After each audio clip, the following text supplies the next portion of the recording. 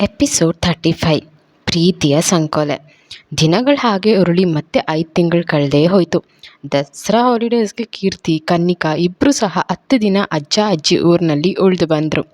ಹೋಗೋ ಗಡಿಬಿಡಿಯಲ್ಲಿ ಲ್ಯಾಪ್ಟಾಪ್ನ ಇಲ್ಲೇ ಬಿಟ್ಟು ಹೋಗಿದ್ದರಿಂದ 10 ದಿನ ಅವಳು ಸಹ ಅವನ ಕವಿತೆಗಳನ್ನ ಮಿಸ್ ಮಾಡಿಕೊಂಡು, ಅವನು ಸಹ ಇವಳ ಕಮೆಂಟ್ಗಳನ್ನ ಮಿಸ್ ಮಾಡಿಕೊಂಡ. ಇನ್ನು ಇವರ ಸ್ನೇಹದ ಬಳಗ ವಾಟ್ಸಪ್ಪಲ್ಲಿ ಫ್ರೆಂಡ್ಶಿಪ್ ಗ್ರೂಪ್ ಮಾಡಿ ರಾಶಿ, ಮೋಹಕ, ಸಾತ್ವಿಕ್, ಕಾವ್ಯ, ಸಿಂಚನ ಎಲ್ಲರೂ ಆಗಾಗ ವಿಡಿಯೋ ಕಾಲ್ ಮಾಡಿ ಮಾತಾಡ್ತಾ ಇದ್ದರು.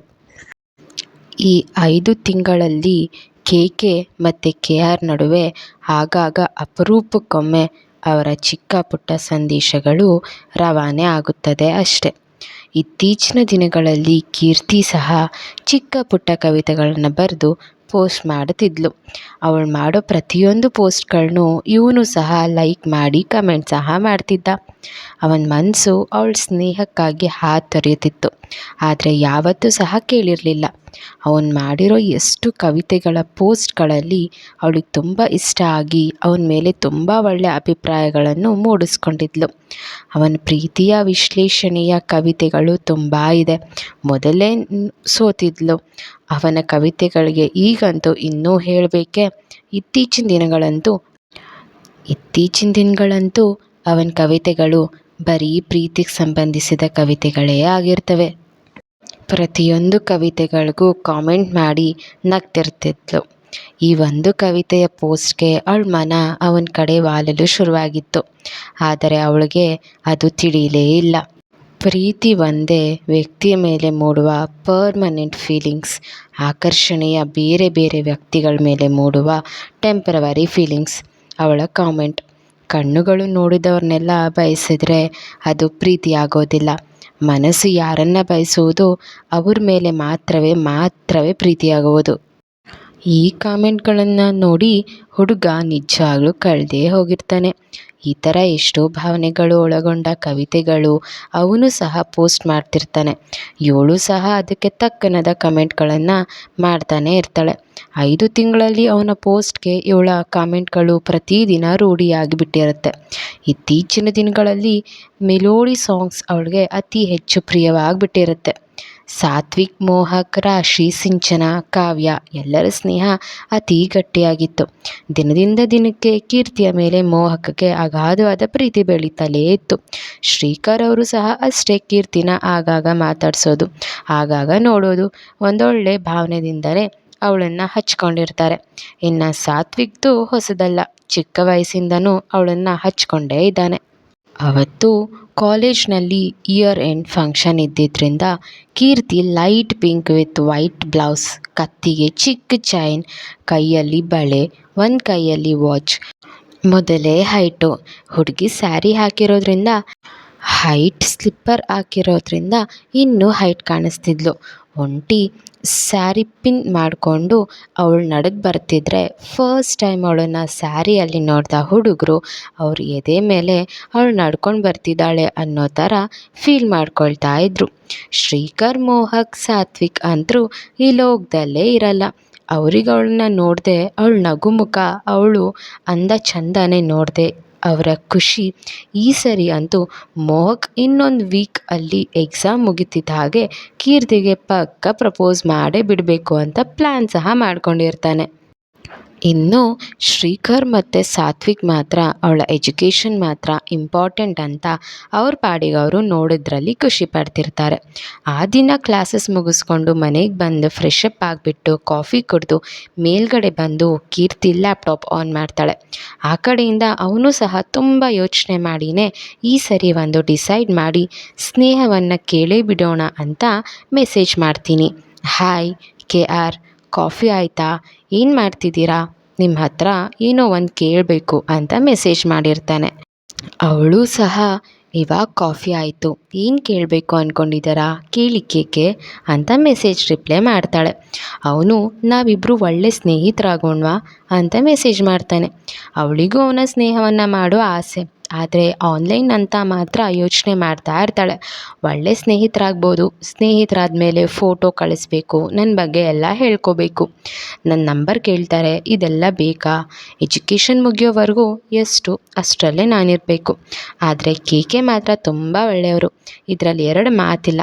ಇಷ್ಟು ದಿನದಲ್ಲಿ ಯಾವತ್ತೂ ನನ್ನ ಜೊತೆ ಮಿತಿ ಮೀರಿ ಮೆಸೇಜ್ ಮಾಡಿಲ್ಲ ಅಂತ ಯೋಚನೆ ಮಾಡಿ ನನಗೊಂದು ದಿನದ ಮಟ್ಟಿಗೆ ಟೈಮ್ ಕೊಡ್ತೀರಾ ಅಂತ ಕೇಳ್ತಾಳೆ. ಅವನು ಸಹ ಟೇಕ್ ಯುವರ್ ಓನ್ ಟೈಮ್ ಅಂತ ರಿಪ್ಲೈ ಮಾಡ್ತಾನೆ. ತದನಂತರ ಅವಳು ಕುಳಿತು 10 ತಿಂಗಳು ಆಗ್ತಾ ಬಂತು. ನಾನು ಇವರು ಕವಿತೆಗಳನ್ನ ಓದಲು ಶುರು ಮಾಡಿ 5 ತಿಂಗಳಿಂದ ಇಬ್ಬರು ನಮ್ಮ ಕಮೆಂಟ್ಗಳ ರವಾನೆ ನಡೆದಿದೆ. ಏನು ಮಾಡೋದೆಂದು ಯೋಚನೆ ಮಾಡಿ ಅವನಿಗೆ ಸ್ನೇಹ ಮಾಡ್ಕೊಳ್ಳೋದಕ್ಕೋಸ್ಕರ ಒಂದು ದೊಡ್ಡ ಕಂಡೀಷನ್ಗಳ ಲಿಸ್ಟನ್ನೇ ರೆಡಿ ಮಾಡ್ಕೊಳ್ಳೋದಕ್ಕೆ ತಯಾರಾದ್ಲು. ಅವತ್ತು ಕಾಲೇಜ್ ರಜೆ ಇದ್ದ ಕಾರಣ ಹಾಗೆ ನಾಳೆ ಕೀರ್ತಿ ಬರ್ತ್ಡೇ. ಮನೇಲಿದ್ದೀನಿ ಅಂತ ಟೀ ಶರ್ಟ್ ಮತ್ತು ಶಾರ್ಟ್ಸ್ ಹಾಕ್ಕೊಂಡು ಬೆಡ್ ಮೇಲೆ ಹಾಗೆ ಬುಕ್ಕನ್ನು ಓದ್ತಾ ಮಲಗಿದ್ಲು. ಆಗ ಸಾತ್ವಿಕ್, ಮೋಹಕ್, ಸಿಂಚನ, ರಾಶಿ, ಕಾವ್ಯ ಎಲ್ಲರೂ ಒಟ್ಟಿಗೆ ಬಂದು ಹ್ಯಾಪಿ ಬರ್ತ್ಡೇ ಕೀರ್ತಿ ಅಂತ ಜೋರಾಗಿ ಕೂಗಿ ಎಲ್ಲರೂ ವಿಶ್ ಮಾಡ್ತಾರೆ. ತಕ್ಷಣಕ್ಕೆ ಬೆಚ್ಚಿಬಿದ್ಲು. ಆಮೇಲೆ ಎಲ್ರಿಗೂ ಥ್ಯಾಂಕ್ಸ್ ಹೇಳಿ ರಾಶಿ, ಸಿಂಚನ, ಕಾವ್ಯ ಅವರಿಗೆ ಒಂದು ಹಗ್ ಕೊಡ್ತಾಳೆ. ಫಸ್ಟ್ ಟೈಮ್ ಈ ಥರ ಒಂದು ಶಾರ್ಟ್ ಡ್ರೆಸ್ಸಲ್ಲಿ ಮೋಹಕ್ ಅವಳನ್ನ ನೋಡಿ ಕಳೆದೇ ಹೋಗ್ತಾನೆ. ಬಿಳನಿಯ ಕಾಲ್ಗಳು ಅವಳ ದೇಹದ ಸಿರಿ ನೋಡ್ತಾ ಕ್ಷಣ ನಿಂತು ಬಿಡ್ತಾನೆ. ನಂತರ ಏನು ಕೀರ್ತಿ ಅವ್ರಿಗೆ ಮಾತ್ರ ಹಗ್, ನಿಮ್ಮಿಬ್ಬರಿಗೂ ಹಗ್ ಇಲ್ವಾ ಅಂತ ಅವಳನ್ನ ಕೇಳ್ತಾನೆ. ಆಗ ಅವಳು ಅಂಥ ದೊಡ್ಡ ಆಸೆ ಎಲ್ಲ ಇಟ್ಕೋಬೇಡಿ ಮೋಹಕ್ ಅವರೇ ಅಂತ ಸ್ವಲ್ಪ ಕೋಪದಲ್ಲಿ ಹೇಳ್ತಾಳೆ. ಅವಳ ಬಗ್ಗೆ ಗೊತ್ತಿದ್ರು ಕೇಳಿದ್ದು ನಂದೇ ತಪ್ಪು ಅಂದ್ಬಿಟ್ಟು ಅವನು ಸುಮ್ಮನೆ ಆಗ್ತಾನೆ. ಕೀರ್ತಿ, ನಾನು ಸುಮ್ಮನೆ ರೇಗ್ಸಕ್ಕೆ ಕೇಳಿದ್ದು, ಜಾಸ್ತಿ ಟೆನ್ಷನ್ ಮಾಡ್ಕೋಬೇಡ. ಆಮೇಲೆ ಸುಮ್ಮನಿರದೆ ಈ ಸಿಂಚನ ನಿಮಗೆ ಹಗ್ಬೇಕು ಅಂತ ಅಷ್ಟೊಂದು ಆಸೆ ಇದ್ದರೆ ರಾಶಿ ಅಕ್ಕ ಇಲ್ಲೇ ಇದ್ದಾರೆ, ಅವ್ರು ಗಟ್ಟಿಯಾಗಿ ಹಗ್ ಮಾಡ್ಕೊಳ್ಳಿ ಅಂತ ಹೇಳ್ತಾಳೆ. ರಾಶಿ ಅವಳ ಕೈ ಚೂಟಿ ಸುಮ್ಮನೆ ಇರೋ ಅಂತ ಕಣ್ಸನ್ನೆಲೆ ಹೇಳ್ತಾಳೆ. ಅವನು ಮಾಮೂಲಿ ಫ್ರೆಂಡ್ಸ್ ಅಲ್ವಾ, ರೇಗಿಸ್ತಾರೆ ಅಂದ್ಕೊಂಡು ಸುಮ್ಮನೆ ಆಗ್ತಾನೆ. ಸಾತು, ಇವ್ರನ್ನೆಲ್ಲ ಕೆಳಗಡೆ ಕರ್ಕೊಂಡು ಹೋಗು, ನಾನು ಬರ್ತೀನಿ ಅಂತ ಹೇಳಿಬಿಟ್ಟು ಆಮೇಲೆ ಅವಳು ಡ್ರೆಸ್ ಚೇಂಜ್ ಮಾಡಿ ಕೆಳಗಡೆ ಬರ್ತಾಳೆ. ಕೆಳಗಡೆ ಬಂದರೆ ಡೈನಿಂಗ್ ಟೇಬಲ್ ಮೇಲೆ cake with candles and lot of ಗಿಫ್ಟ್ಸ್ಗಳೆಲ್ಲ ಜೋಡಿಸ್ಕೊಂಡು ನೋಡ್ತಾರೆ. ಎಲ್ಲರೂ ಪ್ರೀತಿಯಿಂದ ವಿಶ್ ಮಾಡಿ ಕೇಕ್ ಕಟ್ ಮಾಡಿಸ್ತಾರೆ. ಅಷ್ಟರಲ್ಲಿ ಅವ್ರ ತಂದೆ ವರ್ಧನ್ ಅವ್ರು ಬಂದು ಎಲ್ರಿಗೂ ಹಾಯ್ ಮಾಡಿ, ನಾಳೆ ಇರೋದು ಬರ್ತ್ಡೇ, ಇವತ್ತೇ ಕೇಕ್ ಕಟ್ ಮಾಡ್ತಾ ಇದ್ದೀರಾ ಅಂತ ಕೇಳ್ತಾರೆ. ಹೌದು ಅಂಕಲ್, ಬಿಫೋರ್ ಸೆಲೆಬ್ರೇಷನ್ 1 ಡೇ ಇರಲಿ ಸರ್ಪ್ರೈಸ್ ಆಗಿ ಅಂತ ಬಂದ್ವಿ ಅಂತ ಮೋಹಕ್ ಹೇಳ್ತಾನೆ. ಆಗ ವರ್ಧನ್ ಅವರು ಹುಟ್ಟಿದ ಹಬ್ಬದ ಮೊದಲೇ ಮುಂಚಿತವಾಗಿ ಆಚರಿಸೋದು ಇವಾಗಿನ ಟ್ರೆಂಡ್ ಆಗಿಬಿಟ್ಟಿದೆ, ಬಟ್ ನಮ್ಮ ಕಾಲದಲ್ಲೆಲ್ಲ ಹೀಗಿರಲಿಲ್ಲ ಅಂತ ಹೇಳಿ ಮಗಳನ್ನ ಹಗ್ ಮಾಡಿ ಅವಳ ತಲೆ ಮೇಲೆ ಕೈ ಆಡಿಸ್ತಾ ಅಡ್ವಾನ್ಸ್ ಹ್ಯಾಪಿ ಬರ್ತ್ಡೇ ಮಗಳೇ ಅಂತ ವಿಶ್ ಮಾಡ್ತಾರೆ. ಅಷ್ಟರಲ್ಲಿ ಮನೆಯವರೆಲ್ಲ ಬಂದು ಬಿಫೋರ್ ಅಡ್ವಾನ್ಸ್ ಅವಳಿಗೆ ಬರ್ತ್ಡೇ ವಿಶ್ ಮಾಡ್ತಾರೆ. ಎಲ್ಲರ ಜೊತೆ ಕೂತ್ಕೊಂಡು ಮಾತಾಡ್ತಾ ಹಾಗೆ ಟೈಮ್ ಕಳೀತಾರೆ. ಎಲ್ಲರೂ ಬಲವಂತ ಮಾಡಿರೋದ್ರಿಂದ ಆಚೆ ಮೂವಿ ಹೋಗೋಣ ಅಂತ ಹೇಳಿಬಿಟ್ಟು ಮನೇಲಿ ಪರ್ಮಿಷನ್ ತೊಗೊಂಡು ಎಲ್ಲರೂ ಒಟ್ಟಿಗೆ PVRಗೆ ಮೂವಿಗೆ ಹೋಗ್ತಾರೆ. ಅದೇ ಮಾಲ್ಗೆ ಶ್ರೀಕರ್ ಅವರು ತಾಯಿ ಜೊತೆ ಮೂವಿ ನೋಡೋಕ್ಕೆ ಬಂದಿರ್ತಾರೆ. ಎಲ್ಲರೂ ಆಕಸ್ಮಿಕವಾಗಿ ಎದುರಾದಾಗ ಶ್ರೀಕರ್ ಅವರು ಅವ್ರ ತಾಯಿ ಕಲಾವತಿ ಅವ್ರಿಗೆ ಸ್ಟೂಡೆಂಟ್ಸ್ ಅಂತ ಪರಿಚಯ ಮಾಡಿ ಕೊಡ್ತಾರೆ. ಆಮೇಲೆ ಎಲ್ಲರೂ ಮೂವಿ ನೋಡಿಕೊಂಡು ಸ್ನ್ಯಾಕ್ಸ್ ಅಂತ ಎಲ್ಲ ಹೊರಗಡೆ ತಿಂದ್ಕೊಂಡು ಶ್ರೀಕರ್ ಅವರು ಸಹ ಬಿಫೋರ್ ವಿಶ್ ಮಾಡಿ ಅಲ್ಲಿಂದ ಏನು ಹೊರಡಬೇಕು ಅನ್ನೋ ಅಷ್ಟರೊಳಗಡೆ ಕಲಾವತಿ ಅವರು 4 ದಿನ ಬಿಟ್ಟು ನಮ್ಮ ಮನೇಲಿ ಸತ್ಯನಾರಾಯಣ ಪೂಜೆ ಇಟ್ಕೊಂಡಿದ್ದೀನಿ, ನೀವೆಲ್ಲ ಬರಬೇಕು ಅಂತ ಶ್ರೀಕರ್ ಅವರು ಸಹ ಅವ್ರ ಜೊತೆ ಖಂಡಿತ ನೀವೆಲ್ಲ ಬರಬೇಕು, ಇನ್ನೂ ಒಂದು ಸಾರಿ ನಾನು ನಿಮ್ಮನ್ನು ನೆನಪಿಸ್ತೀನಿ ಅಂತ ಹೇಳ್ತಾರೆ. ಸರಿ ಅಂತ ಎಲ್ಲರೂ ಅಲ್ಲಿಂದ ಅವ್ರ ಮನೆಗಳಿಗೆ ಹೊರಡ್ತಾರೆ. ಕಲಾವತಿ ಅವರು ಆಗ ಶ್ರೀಕರ್ ಅವರನ್ನು ಅಬ್ಸರ್ವ್ ಮಾಡ್ತಾ ಇದ್ರು. ಕಾರಲ್ಲಿ ಕೂತ್ಕೊಂಡ ತಕ್ಷಣ, ಶ್ರೀ, ಏನು ನೀನು ಪದೇ ಪದೇ ಆ ಹುಡುಗಿನೇ ನೋಡ್ತಾ ಇದ್ದೆ, ಮುದ್ದಾಗಿದ್ದಾಳಲ್ವಾ? ಹೌದು ಅಮ್ಮ, ಅವಳ ಹೆಸರು ಕೀರ್ತಿ ಅಂತ, ತುಂಬ ಬ್ರಿಲಿಯಂಟ್, ನನ್ನ ಸ್ಟೂಡೆಂಟ್ ಅಂತ ಹೇಳ್ತಾರೆ. ಅಷ್ಟೇನಾ, ಬೇರೆ ಇನ್ನೂ ಏನಾದರೂ ಇದೆಯಾ ಅಂತ ಕೇಳ್ತಾರೆ. ಆಗ ಶ್ರೀಕರ್ ಅವರು ಇನ್ನೂ ಏನೂ ಇಲ್ಲ ಅಷ್ಟೇ ಅಂತ ಮಾತು ಬದಲಾಯಿಸ್ತಾರೆ. ಮನೆಗೆ ಬಂದ ಕೀರ್ತಿ ಫ್ರೆಶ್ ಅಪ್ ಆಗಿ ಮತ್ತೆ ಲ್ಯಾಪ್ಟಾಪ್ ಆನ್ ಮಾಡಿ ರೀಸೆಂಟಾಗಿ ಅಪ್ಲೋಡ್ ಮಾಡಿರೋ ಒಂದು ಕವಿತೆನ ನೋಡ್ತಾಳೆ. ಶಾಶ್ವತವಲ್ಲದ ಜೀವನಕ್ಕೆ ಶಾಶ್ವತವಾದ ಸ್ನೇಹ, ಪ್ರೀತಿ ಸಿಗೋದು ತುಂಬ ಕಷ್ಟ ಅಲ್ವಾ? ಈ ಕವಿತೆ ನೋಡಿದ ತಕ್ಷಣಕ್ಕೆ ಅವಳ ಮನಸ್ಸು ನೊಂದ್ಕೊಳ್ಳುತ್ತೆ. ಆ ಕವಿತೆಗೆ ಲೈಕ್ ಮಾಡಿ ಒಂದು ಕಮೆಂಟ್ ಮಾಡ್ತಾಳೆ. ಸಿಕ್ಕವರಿಗೆ ಸ್ನೇಹದ ಪ್ರೀತಿ ಅದ್ಭುತ, ಸಿಗದವರಿಗೆ ಅದು ಶಾಶ್ವತ.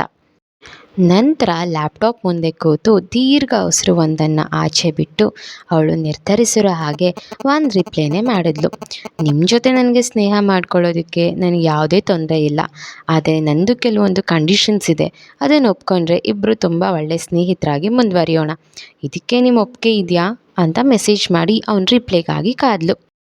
ನೆಕ್ಸ್ಟ್ ಏನಾಯಿತು ಅಂತ ಆದಷ್ಟು ಬೇಗ ನಿಮ್ಮ ಮುಂದೆ ಹಂಚ್ಕೊಳ್ತೀನಿ ಇನ್ನೊಂದು ಎಪಿಸೋಡ್ ಮೂಲಕ. ನನ್ನ ಚಾನಲ್ನ ಸಬ್ಸ್ಕ್ರೈಬ್ ಮಾಡ್ಕೊಳ್ಳೋದನ್ನು ಮರಿಬೇಡಿ. ಎಲ್ರಿಗೂ thanks for watching. Love you all. Bye.